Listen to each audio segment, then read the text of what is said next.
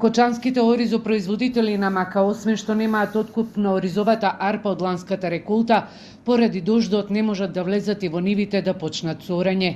Тони Максимов од Националната мрежа на земјоделци вели дека доколку продолжат обилните врнежи од дожд, ќе доцне сеидбата на оризот, со што и годинава ќе се соочат со ниски приноси.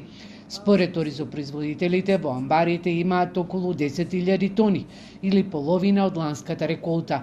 Не е почнат и откупот за стоковите резерви, а како што велат откупувачите, оризовата арпа ја откупуваат селективно. Откуп уште не се врши за резервите. Оној редовен откуп го нема, го има само оној откуп што го откупуваат откупувачите на кој сакат, така речено по квалитетот на оризот. Значи се уште немаме никакви позитивни информации околу откупот на оризовата арпа до денес. Во моментов оризовата арпа се откупува по цена од 22 до 25 денари за килограм. Оризопроизводителите бараат субвенциите од 6 денари да се продолжат до крајот на август.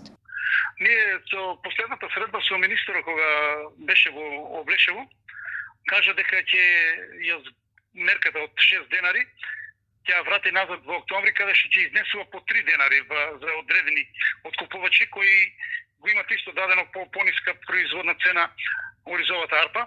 А меѓутоа направено е пресек со 29 февруар. Така да тогаш е направено, месец март е оставено и мерката требаше да биде објавена денеска е веќе 1 април, требаше да биде објавено дека мерката ќе продолжи до август. Во моментов не се знае колкава ќе биде површината засејана под ориз, бидејќи изминатите месеци немаше доволно врнежи од дожд за да се наполни акумулацијата калиманци.